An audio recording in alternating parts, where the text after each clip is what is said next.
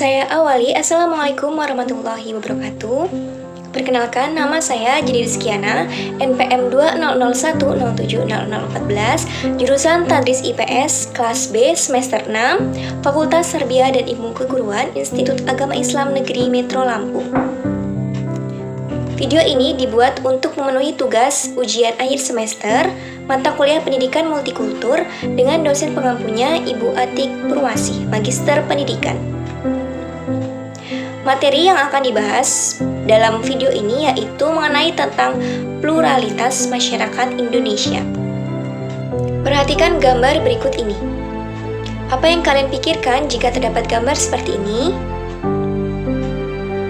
Jadi, di tengah gambar tersebut terdapat gambar Garuda dengan memegang pita yang bertuliskan Bhinneka Tunggal Ika. Dan di sekitarnya dikelilingi dengan tempat ibadah bagi pemeluk agama yang terdapat di Indonesia. Masyarakat Indonesia dikenal sebagai masyarakat religius. Beberapa agama dan kepercayaan dapat ditemukan di berbagai wilayah Indonesia. Indonesia juga memiliki banyak suku bangsa. Itulah sebabnya Indonesia kaya dengan budaya atau adat istiadat.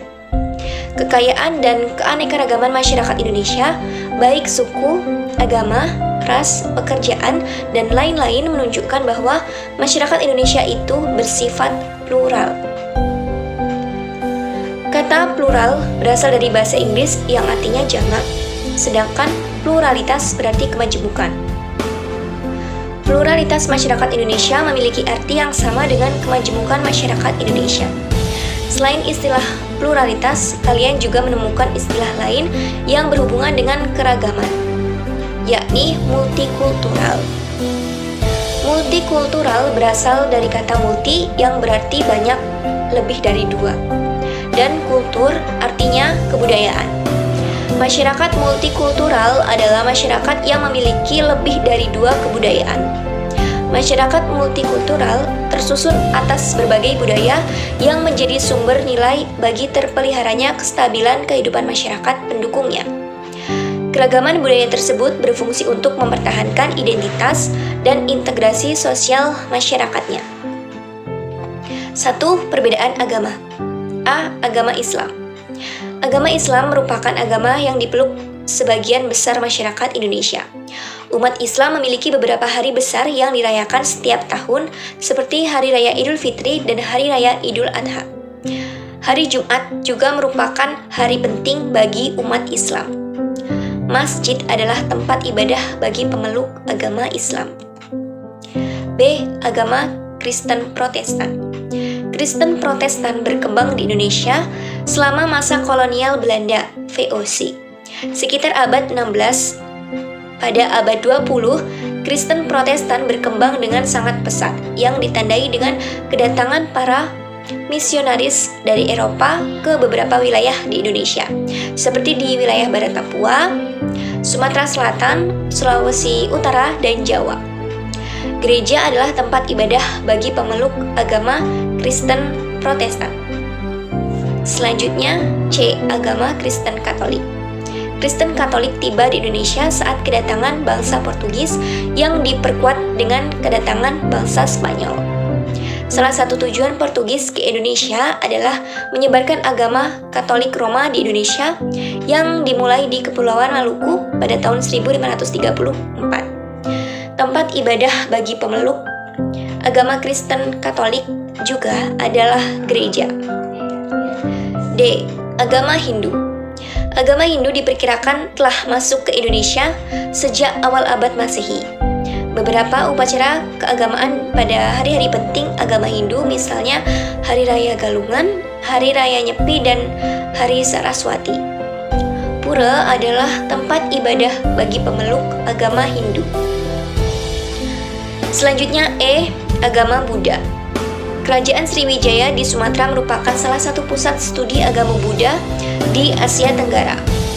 Banyak sarjana dari Tiongkok dan bangsa-bangsa di Asia Timur mempelajari agama Buddha di Sriwijaya. Beberapa upacara keagamaan yang dapat kalian kenal, misalnya Hari Raya Waisak dan Ulang Bana. Vihara adalah tempat ibadah bagi pemeluk agama Buddha. Selanjutnya F. Agama Konghucu. Kehadiran agama Konghucu di Indonesia telah berlangsung berabad-abad lamanya. Contoh, Klenteng Ban Hyong Kyong di Manado yang didirikan pada tahun 1819, Klenteng Buen Tjihiyang Sue di Surabaya. Umat Konghucu banyak memiliki hari penting, tetapi hari raya yang dikenal dan telah menjadi hari libur nasional di Indonesia adalah Hari Raya Imlek. Klenteng adalah tempat ibadah bagi pemeluk agama Konghucu. Selanjutnya 2. Perbedaan budaya. Kwenjaningrat menjelaskan bahwa kata kebudayaan berasal dari Sanskerta budhaya, yang merupakan bentuk jamak dari budhi yang berarti budi dan kekal. Kultur adalah kata asing yang berasal dari kata bahasa Latin colere yang berarti mengolah, mengerjakan, dan terutama berhubungan dengan pengolahan tanah atau bertani.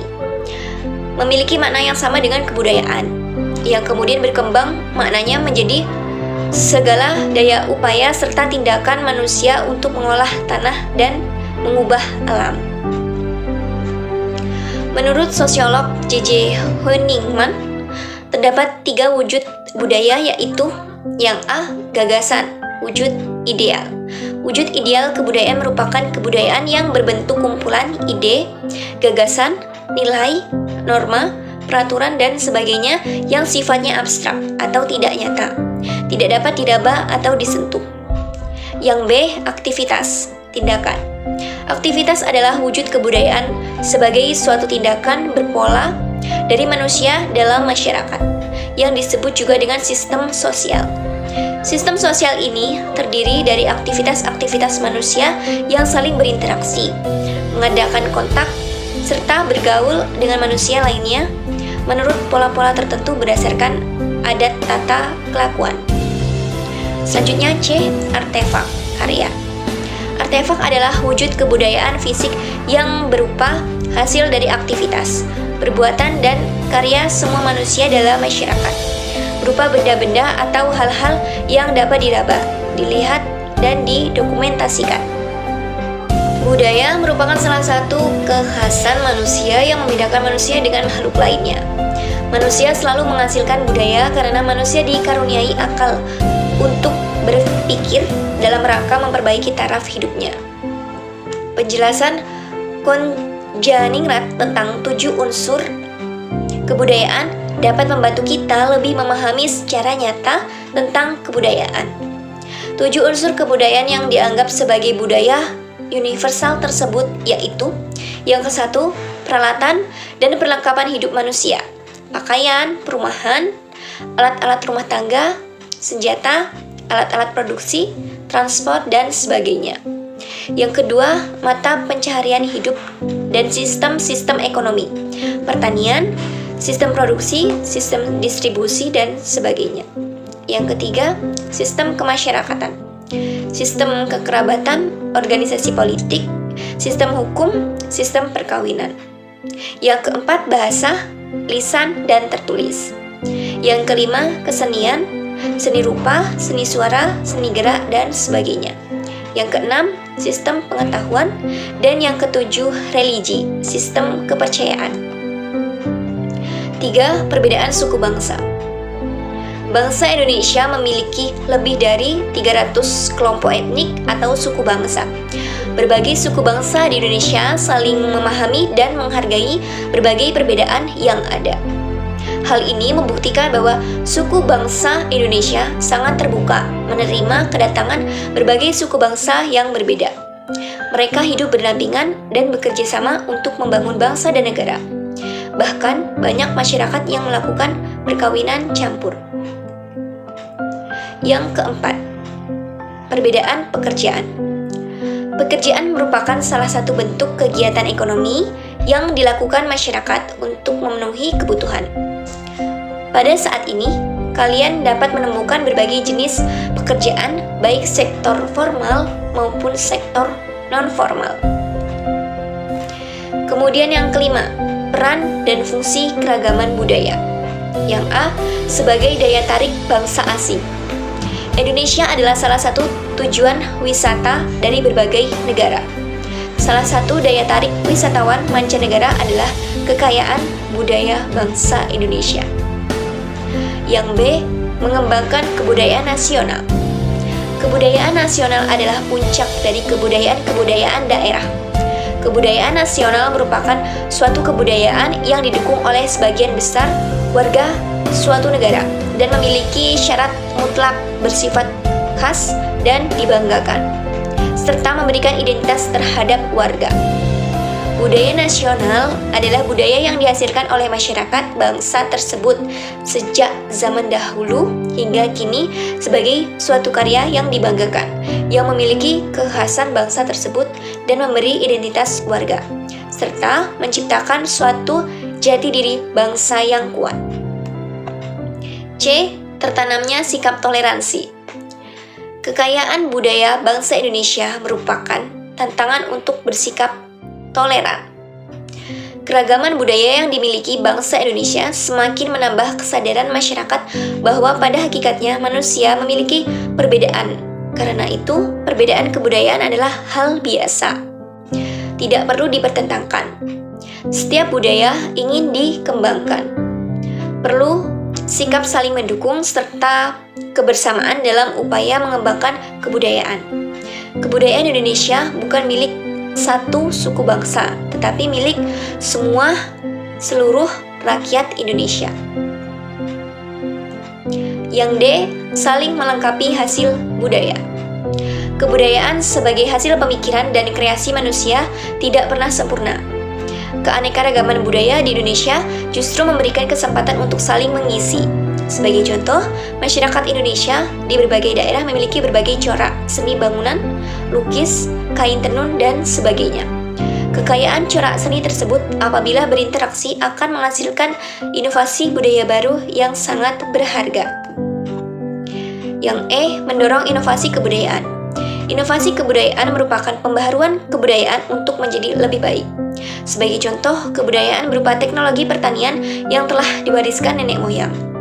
Setiap masyarakat memiliki cara bercocok tanam yang kadang berbeda. Perbedaan ini tentu didasari berbagai alasan. Setiap kelompok masyarakat melakukan interaksi yang berpengaruh pada cara berpikir dan hasil kebudayaan. Itulah hasil komunikasi secara bertani yang menghasilkan cara baru dan khas dalam pertanian. Interaksi itu bersifat khas dan unik. Oleh karena itu, pola bercocok tanam yang dihasilkan juga khas dan unik. Sekian dan terima kasih. Itulah tadi materi yang dapat saya sampaikan dalam video kali ini. Saya akhiri. Wassalamualaikum warahmatullahi wabarakatuh.